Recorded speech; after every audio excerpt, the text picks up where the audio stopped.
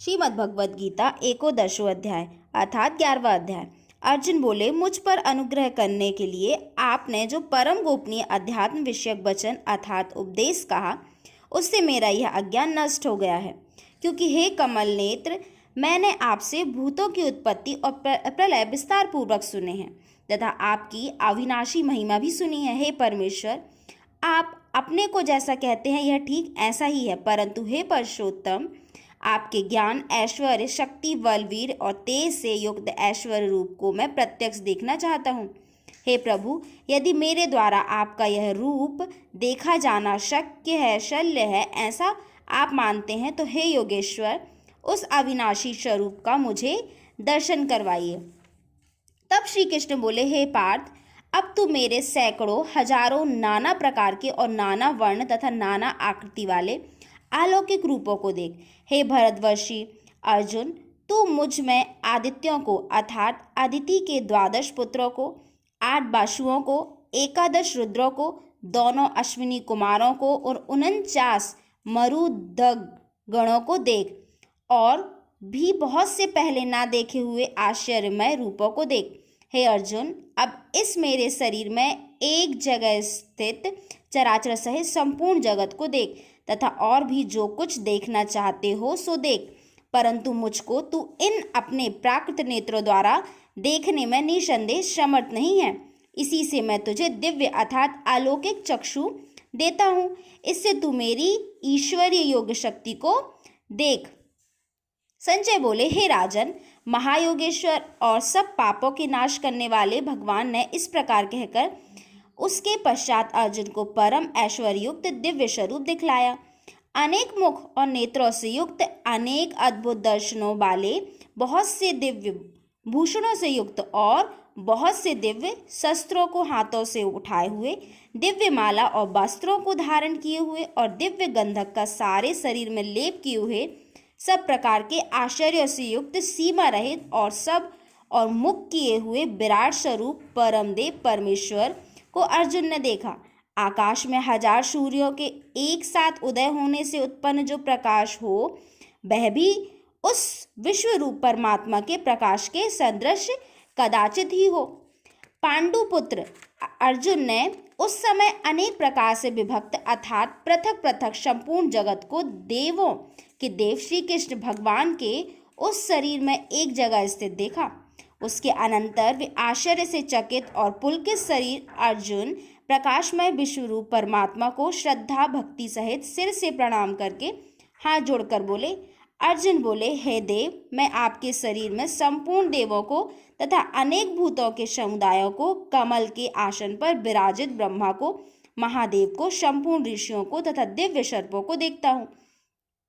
हे संपूर्ण विश्व के स्वामिन, आपको अनेक भुजा, पेट, मुख और नेत्रों से युक्त तथा सब ओर से अनंत रूपों वाला देखता हूँ। हे विश्वरूप, मैं आपके न अंत को देखता हूँ, न मध्य को और न आदि को ही। आपको मैं मुकुट युक्त, गदा युक्त और चक्र युक्त तथा सब ओर से प्रकाशमान तेज के पुंज प्रज्वलित अग्नि और सूर्य के सदृश ज्योति युक्त, कठिनता से देखे जाने योग और सब ओर से अप्रेमय स्वरूप देखता हूँ। आप ही जानने योग परम अक्षर अर्थात परम ब्रह्मा परमात्मा हैं। आप ही इस जगत के परम आश्रय हैं। आप ही अनादि धर्म के रक्षक और आप ही अविनाशी सनातन पुरुष हैं। ऐसा मेरा मत है। आपको आदि, अंत और मध्य से रहित अनंत सामर्थ्य से युक्त, अनंत भुजा वाले, चंद्र सूर्य रूप नेत्रों वाले, प्रज्वलित अग्नि रूप मुख वाले और अपने तेज से इस जगत को संतप्त करते हुए देखता हूँ। हे महात्मन, यह स्वर्ग और पृथ्वी के बीच का संपूर्ण आकाश तथा सब दिशाएं एक आपसे ही परिपूर्ण हैं तथा आपके इस अलौकिक और भयंकर रूप को देखकर तीनों लोग अति व्यथा को प्राप्त हो रहे हैं। वे ही देवताओं के समूह आप में प्रवेश करते हैं और बहुत भयभीत होकर हाथ जोड़े आपके नाम और गणों को उच्चारण करते हैं और महर्षि और सिद्धों के समुदाय कल्याण हो ऐसा कहकर उत्तम उत्तम स्तोत्रों द्वारा आपकी स्तुति करते हैं। जो 11 रुद्र और 12 आदित्य तथा 8 वसु, 7 गण, विश्वदेव, अश्विनी कुमार तथा मरुद्रंग और पितरों का समुदाय तथा गंधर्व, यक्ष, राक्षस और सिद्धों के समुदाय हैं, वे सब ही विस्मित होकर आपको देखते हैं। हे महाबाहो, आपके बहुत मुख और नेत्रों वाले, बहुत हाथ, जांघा और पैरों वाले, बहुत उदरों वाले और बहुत ही दाढ़ों के कारण अत्यंत विकराल महान रूप को देखकर सब लोग व्याकुल हो रहे हैं तथा मैं भी व्याकुल हो रहा हूँ, क्योंकि हे विष्णु, आकाश को स्पर्श करने वाले, दैदीप्यमान अनेक वर्णों से युक्त तथा फैलाए हुए मुख और प्रकाशमान विशाल नेत्रों से युक्त आपको देखकर भयभीत अंतःकरण वाला मैं धीरज और शांति नहीं पाता हूँ। दाढ़ों के कारण विकराल और प्रलय काल की अग्नि के समान प्रज्वलित आपके मुखों को देखकर मैं दिशाओं को नहीं जानता हूँ और सुख भी नहीं पाता हूँ। इसलिए हे देवेश, हे जगनिवास, आप प्रसन्न हो। मैं सभी धृतराष्ट्र के पुत्र राजाओं के समुदाय सहित आप में प्रवेश कर रहे हैं और भीष्म पितामह, द्रोणाचार्य तथा वह कर्ण और हमारे पक्ष के ही प्रधान योद्धाओं के सहित सब के सब आपके दाढ़ों के कारण विकराल भयानक मुखों से बड़े वेग से दौड़ते हुए प्रवेश कर रहे हैं और कई एक चूर्ण हुए सिरों सहित आपके दांतों के बीच में लगे हुए दिख रहे हैं। जैसे नदियों के बहुत से जल के प्रवाह स्वाभाविक ही समुद्र के ही सम्मुख दौड़ते हैं अर्थात समुद्र में प्रवेश करते हैं, वैसे ही वे नरक लोक के वीर भी आपके प्रज्वलित मुखों में प्रवेश कर रहे हैं। जैसे पतंग मोहवश नष्ट होने के लिए प्रज्वलित अग्नि में अति वेग से दौड़ते हुए प्रवेश करते हैं, वैसे ही ये सब लोग भी आपके नाश के लिए आपके मुखों में अति वेग से दौड़ते हुए प्रवेश कर रहे हैं। आप उन संपूर्ण लोगों को प्रज्वलित मुखों द्वारा ग्रास करते हुए सब ओर से बार बार चाट रहे हैं। हे विष्णु, आपका उग्र प्रकाश संपूर्ण जगत को तेज के द्वारा परिपूर्ण करके तपा रहा है। मुझे बताइए कि आप उग्र रूप वाले कौन हैं? हे देवों में श्रेष्ठ, आपको नमस्कार हो। आप प्रसन्न होइए। आदि पुरुष, आपको मैं विशेष रूप से जानना चाहता हूँ, क्योंकि मैं आपकी प्रवृत्ति को नहीं जानता। श्री भगवान बोले, हे लोकों का नाश करने वाला बड़ा हुआ महाकाल हूँ। इस समय इन लोकों को नष्ट करने के लिए प्रवृत्त हुआ हूँ। इसलिए जो प्रतिपक्षियों को सेना में स्थित योद्धा लोग हैं, वे सब तेरे बिना ही नहीं रहेंगे, अर्थात तेरे युद्ध ना करने पर भी इन सब का नाश हो जाएगा। अतएव तू उठ, यश प्राप्त कर और शत्रुओं को जीतकर धन धान्य से संपन्न राज को भोग। ये सब सूरवीर पहले से ही मेरे द्वारा मारे हुए हैं। हे शत्रुशाचिन, तू तो केवल निमित्त मात्र बन जा। द्रोणाचार्य और भीष्म पितामह तथा जयद्रथ और कर्ण तथा और भी बहुत से मेरे द्वारा मारे हुए सूरवीर योद्धाओं को तू मार, भय मत कर। निसंदेह तू युद्ध में बैरियों को जीतेगा, इसलिए युद्ध कर। संजय बोले, केशव भगवान के इस वचन को सुनकर मुकुटधारी अर्जुन हाथ जोड़कर कांपता हुआ नमस्कार करके फिर भी अत्यंत भयभीत होकर प्रणाम करके भगवान श्री कृष्ण के प्रति गदगद वाणी से बोले। अर्जुन बोले, हे अंतर्यामी, यह योग्य ही है कि आपके नाम गुण और प्रभाव के कीर्तन से जगत अति हर्षित हो रहा है और अनुराग को भी प्राप्त हो रहा है तथा भयभीत राक्षस लोग दिशाओं में भाग रहे हैं और सब सिद्ध गणों के समुदाय नमस्कार कर रहे हैं। हे महात्मन, ब्रह्मा के ही आदिकर्ता और सबसे बड़े आपके लिए वे कैसे नमस्कार ना करें, क्योंकि हे अनंत, हे देवेश, हे जगनिवास, जो सत असत और उनसे परे अक्षर अर्थात सच्चिदानंदन ब्रह्मा हैं, वह आप ही हैं। आप आदिदेव और सनातन पुरुष हैं। आप इस जगत के परम आशय और जानने वाले तथा जानने योग्य और परम धाम हैं। हे अनंत रूप, आपसे यह सब जगत व्याप्त अर्थात परिपूर्ण है। स्वामी ब्रह्मा और ब्रह्मा के भी पिता हैं। आपके लिए हजारों बार नमस्कार नमस्कार हो। आपके लिए फिर भी बार बार नमस्कार। हे अनंत सामर्थ्य वाले, आपके लिए आगे से और पीछे से भी नमस्कार।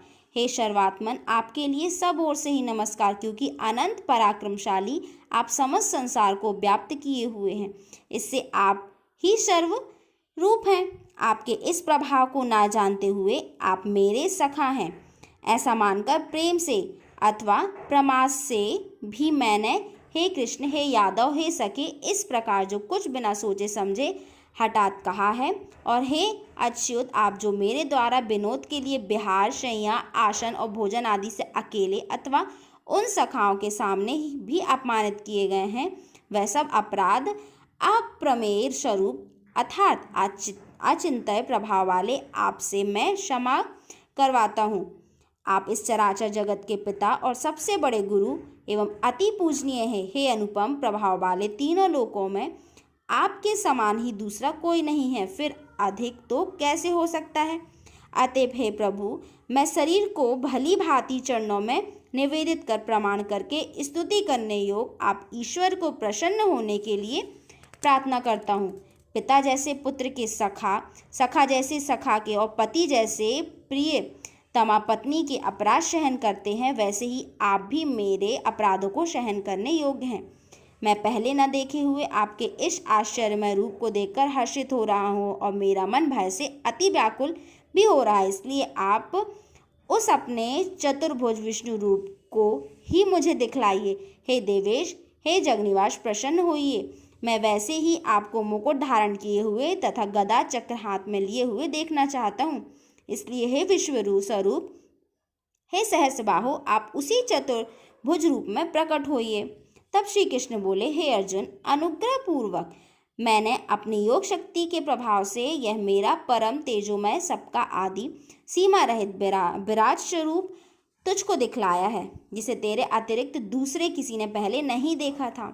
हे अर्जुन, मनुष्य लोक में इस प्रकार विश्वरूप वाला मैं न वेद और यज्ञों के अध्ययन से, न दान से, न क्रियाओं से और न उग्र तपों से ही तेरे अतिरिक्त दूसरे के द्वारा देखा जा सकता हूँ। मेरे इस प्रकार के इस विकराल रूप को देखकर तुझको व्याकुलता नहीं होनी चाहिए और मूढ़ भाव भी नहीं होना चाहिए। तू भयभीत और प्रीति युक्त मन वाला होकर उसी मेरे इस शंख चक्र गदा पद्म युक्त चतुर्भुज रूप को फिर देख। संजय बोले, वासुदेव भगवान ने अर्जुन के प्रति इस प्रकार कहकर फिर वैसे ही अपने चतुर्भुज रूप को दिखलाया और फिर महात्मा श्री कृष्ण के सौम्य मूर्ति होकर इस भयभीत अर्जुन को धीरज दिया। अर्जुन बोले, हे जनार्दन, आपके इस अति शांत मनुष्य को देखकर अब मैं इससे चित्त हो गया हूँ और अपनी स्वाभाविक स्थिति को प्राप्त हो गया हूँ। तब श्री कृष्ण बोले, मेरा जो चतुर्भुज रूप तुमने देखा है वह आदुदर्श है, अर्थात इसके दर्शन बड़े ही दुर्लभ हैं। देवता भी सदा इस रूप के दर्शन की आकांक्षा करते रहते हैं। जिस प्रकार तुमने मुझको देखा है, इस प्रकार चतुर्श रूप वाला मैं न वेदों से, न तप से, न दान से और न यज्ञ से ही देखा जा सकता हूँ, परंतु हे परंतप अर्जुन, अनन्य भक्ति के द्वारा इस प्रकार चतुर्भुज रूप वाला मैं प्रत्यक्ष देखने के लिए, तत्व से जानने के लिए तथा प्रवेश करने के लिए अर्थात एक ही भाव से प्राप्त होने के लिए ही शक्य हूँ। हे अर्जुन, जो पुरुष केवल मेरे ही लिए संपूर्ण कर्तव्य कर्मों को करने वाला है, मेरे परायण है, मेरा भक्त है, आसक्ति रहित है और संपूर्ण भूत प्राणियों में वैर भाव से रहित है, वह अनन्य भक्ति युक्त पुरुष मुझको ही प्राप्त होता है। तो यह था 11वां अध्याय। इस अध्याय में श्री कृष्ण ने अर्जुन को अपने सारे रूप दिखाए और यहाँ पर अर्जुन को समझाते हुए कहा कि युद्ध तू नहीं कर रहा है, मैं करवा रहा हूँ, और जिनको तू मारने वाला है पहले ही मैं उनको मार चुका हूँ। तू तो सिर्फ परमार्थ क्या